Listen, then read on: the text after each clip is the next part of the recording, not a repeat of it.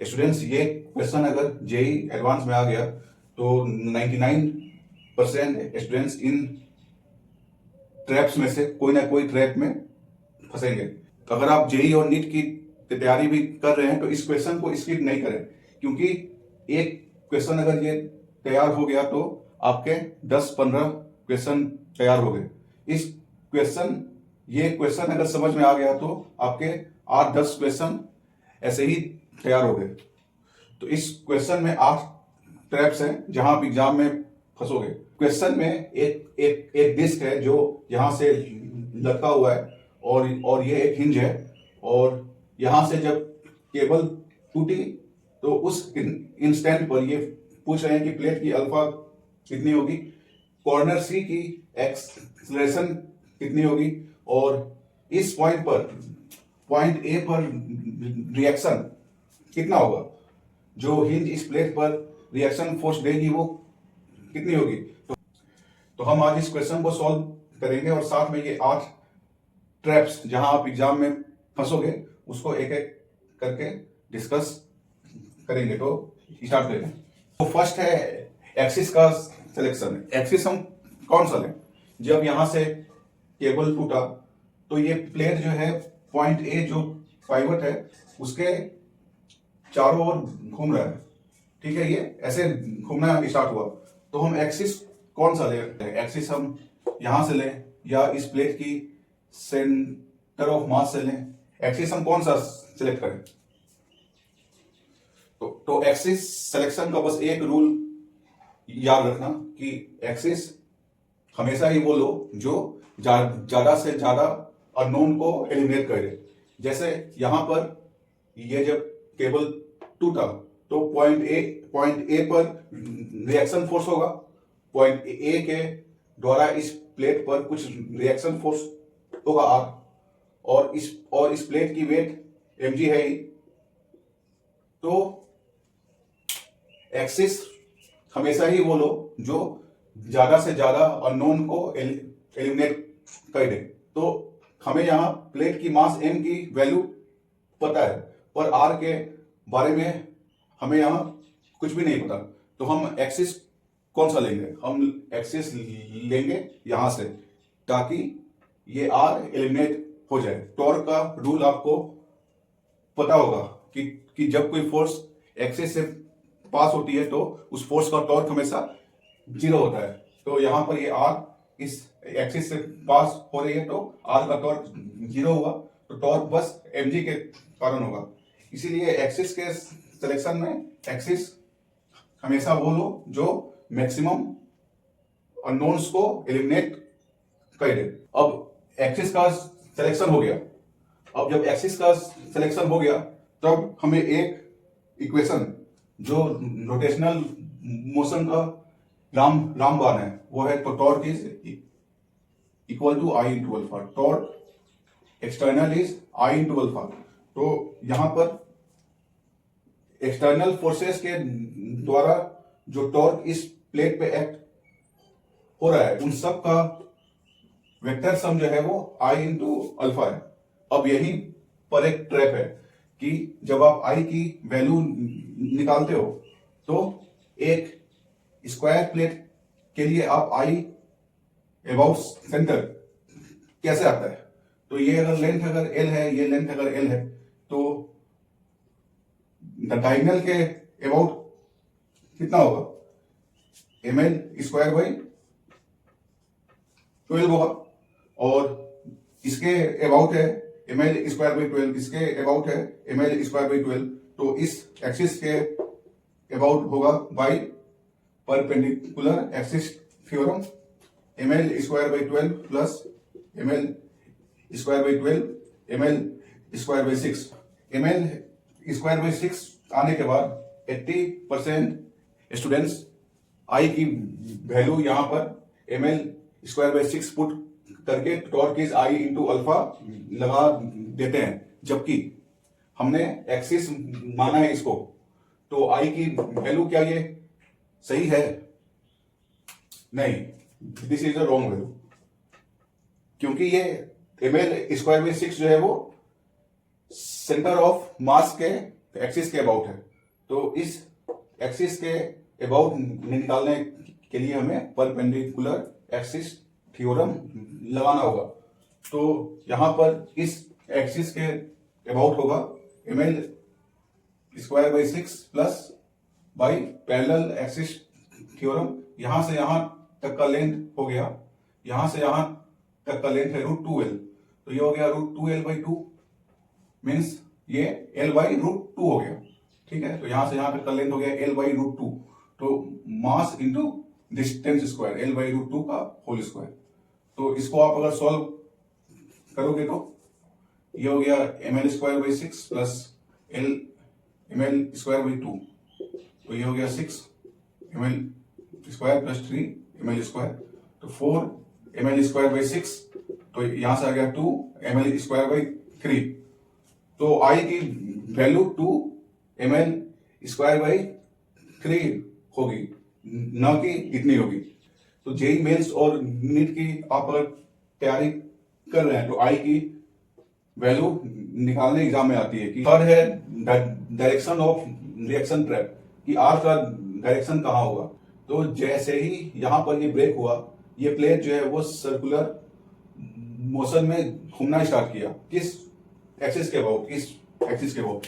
तो ये जब सर्कुलर पाथ में घूम रहा है तो इस प्लेट के सारे पॉइंट्स जो है वो सर्कुलर पाथ में घूम रहे हैं, तो सेंटर ऑफ मास भी जो है वो सर्कुलर पाथ में घूम रहा है।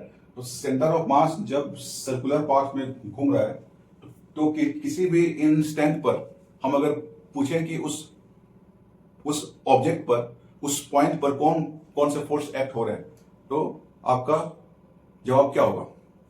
जब ये सर्कुलर पाथ में घूम रहा है तो इस सेंटर ऑफ मास पे कौन कौन से फोर्स एक्ट हो रहे हैं। एक तो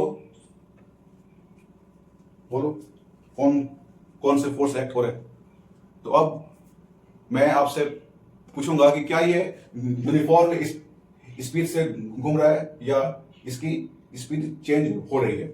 अगर ये यूनिफॉर्म स्पीड से घूम रहा है तब तो बस इस पे एक फोर्स एक्ट होगा और वो है सेंट्रीपिटल फोर्स।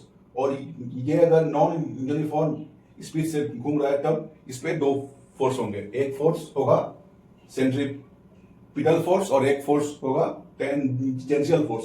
तो इस पॉइंट पर दो फोर्स होंगे क्योंकि इस पॉइंट की स्पीड कांस्टेंट नहीं है।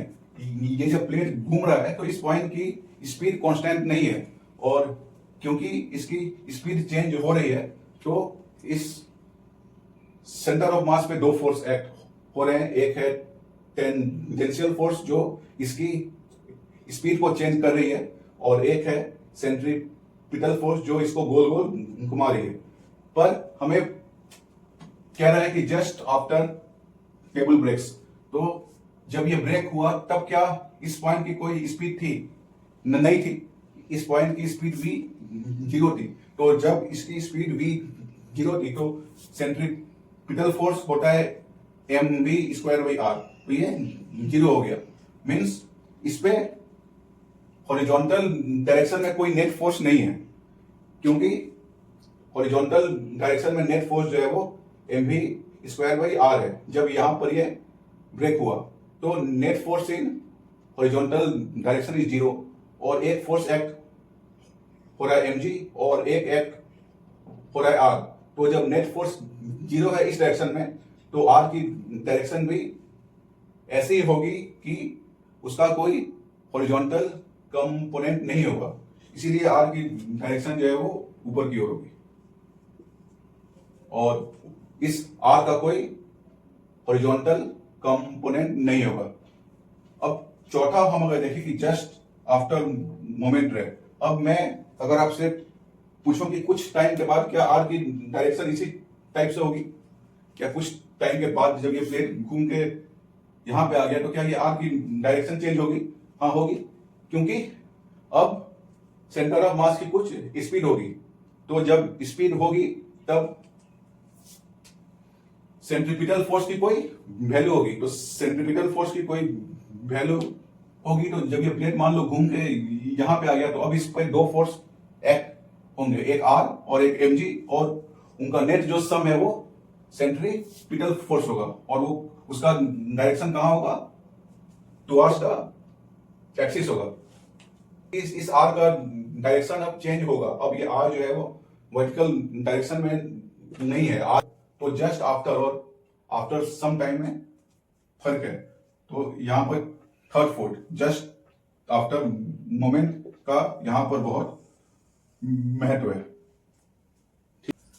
पांचवा है कांस्टेंट अल्फा। क्या इस प्लेट की अल्फा कांस्टेंट होगी?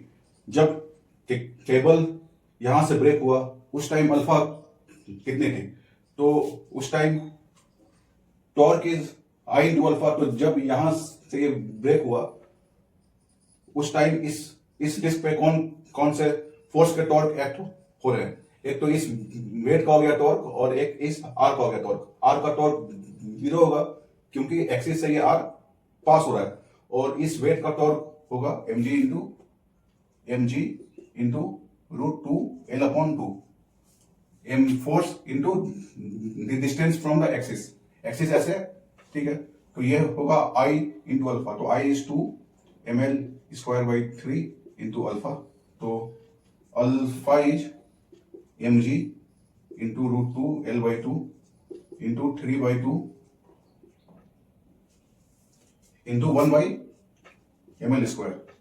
तो यहां से एक m कट गया, यहां से एक l और एक l कट गया, और 2 को हम लिख सकते हैं √2 इंटू √2। तो यहां से √2 कट गया, तो 3g/2 √2l। So this is alpha. तो just after this string breaks, the value of alpha is 3g/2 √2l। अब सवाल है क्या ये अल्फा कांस्टेंट होगा? तो टॉर्क होता है I इंटू अल्फा। I तो किसी भी एक्सिस के लिए इस डिस्क का कांस्टेंट है। तो अगर अल्फा चेंज होगा तो टॉर्क को चेंज होना होगा। तो क्या टॉर्क इसमें चेंज हो रहा है? जब प्लेट नीचे आ रहा है तो क्या टॉर्क चेंज हो रहा है? हाँ, टॉर्क चेंज होगा, क्योंकि टॉर्क इज वेट इनटू इस एक्सिस से वेट का हॉरिजॉन्टल डिस्टेंस, जिसको हम कहते हैं लीवर आर्म। तो ये आर्म की लेंथ घट रही है जैसे जैसे ये प्लेट नीचे आ रहा है, हॉरिजॉन्टल डिस्टेंस जो है वो घट रही है। हॉरिजॉन्टल डिस्टेंस कितनी है? हॉरिजॉन्टल डिस्टेंस है, मान लो प्लेट यहां पे आ गया, तो यहां पे फोर्स एक्ट होगा mg, और यहां से इसकी डिस्टेंस होगी √2l/2। तो इसका हॉरिजॉन्टल कंपोनेंट जो होगा वो होगा √2l/2 into cos theta, r into cos theta into weight. ये जो है वो टॉर्क होगा। तो देख रहे हो कि जैसे जैसे थीटा ये बढ़ रहा है वैसे वैसे कॉस थीटा घट रहा है। तो टॉर्क कॉस थीटा अगर घट रहा है तो टॉर्क की वैल्यू घट रही है, और टॉर्क अगर घट रही है तो अल्फा जो है वो चेंज हो रहा है। और अगर अल्फा चेंज हो रहा है तो अल्फा इज नॉट कांस्टेंट। तो आप देख रहे हो कि कांस्टेंट अल्फा एक यहां पर ट्रैप हो गया, अल्फा इज नॉट कांस्टेंट। और आप अगर 8 को देखो तो R वर्सेस लीवर आर्म, तो यहां पे R कितना है? R है √2l/2। इसकी लेंथ हमेशा ही कांस्टेंट होगी, लेकिन इस आर्म की लेंथ, लीवर आर्म की लेंथ जो है वो कम होगी, जबकि इसकी R जो है वो हमेशा ही √2l/2 होगी। देखो ये प्लेट अगर जहां भी अगर आ गया तो ये R इज ऑलवेज √2l/2। इसकी सेंटर ऑफ मास जो है वो √2l/2 डिस्टेंस पे है, पर इस आर्म की लेंथ जो है वो अब कम हो गई, और वो कितनी हो गई? √2l/2 cos theta. So this is not constant. तो अब है काइनेमेटिक्स वर्सेस एनर्जी ट्रैप। देख रहे हो कि इस प्लेट की स्पीड कांस्टेंट नहीं है, इस प्लेट की सेंटर ऑफ मास की स्पीड लगातार चेंज हो रही है। तो मैं अगर पूछूं कि कुछ टाइम के बाद स्पीड कितनी होगी, तो आप कहोगे v naught plus alpha t, जहां पर वी नॉट जो है वो 0 है। तो क्या ये इक्वेशन वैलिड है? दिस इज नॉट वैलिड, क्योंकि अल्फा कांस्टेंट नहीं है। तो जब अल्फा कांस्टेंट नहीं है तो सेंटर ऑफ मास की स्पीड कुछ टाइम के बाद इस इक्वेशन से नहीं आएगा। तो इसके लिए हम यूज करेंगे क्या? एनर्जी इक्वेशन, कि fall in height of this point, fall in height of centre of मास अगर h है तो mgh जो है वो हाफ आई ओमेगा स्क्वायर होगा। इस इक्वेशन से हम ओमेगा की वैल्यू फाइंड करेंगे और v जो है वो r इंटू ओमेगा होता है, वहां से v आएगा। तो हमें v की वैल्यू फाइंड करने के लिए इस इक्वेशन का यूज करना होगा, क्योंकि अल्फा इज नॉट कांस्टेंट। और r की वैल्यू कितनी होगी? This length √2l/2। अब सातवां है, रिएक्शन कांस्टेंट है या चेंज हो रहा है? तो रिएक्शन जो है वो चेंज होगा, क्योंकि पहले रिएक्शन जो था वो ऊपर की होता, क्योंकि इस पॉइंट की स्पीड 0 थी। अब जब ये प्लेट नीचे आया तो इसकी कुछ स्पीड होगी, इसकी अगर स्पीड होगी तो सेंट्रीपिटल फोर्स कुछ होगा। सेंट्रीपिटल फोर्स अगर है तो आर का डायरेक्शन भी चेंज होगा, क्योंकि आर और mg का नेट सम एक्सिस के एलोंग जो है वो सेंट्रीपिटल फोर्स है। तो सेंट्रीपिटल फोर्स अगर चेंज हो रहा है, क्योंकि v चेंज हो रहा है, तो r भी चेंज होगा, r will be not constant. तो ये 8 ट्रैप है इस क्वेश्चन में। पहला की एक्सिस सिलेक्शन हमें ऐसे करना है कि नेट ज्यादा से ज्यादा अननोन जो है वो एलिमिनेट हो जाए। सेकेंड, मोमेंट ऑफ इनर्शिया के लिए हमें पैरेलल एक्सिस थ्योरम का इस्तेमाल करना है। थर्ड की रिएक्शन फोर्स जो है वो जब ये स्ट्रिंग ब्रेक हुआ तो ऊपर की ओर थी, और जैसे जैसे प्लेट नीचे आएगा तो इसका डायरेक्शन भी चेंज होगा, क्योंकि अब सेंट्रीपिटल फोर्स भी आ गया। चौथा की जस्ट आफ्टर ब्रेक और आफ्टर सम टाइम, दोनों में बहुत फर्क है। आफ्टर सम टाइम जो है वो सारा ही काइनेमेटिक्स इस प्लेट का चेंज हो रहा है। पांचवा, अल्फा जो है वो कांस्टेंट नहीं होगा, क्योंकि टॉर्क जो है वो चेंज हो रहा है, और टॉर्क चेंज हो रहा है क्योंकि लीवर आर्म जो है वो कम हो रही है।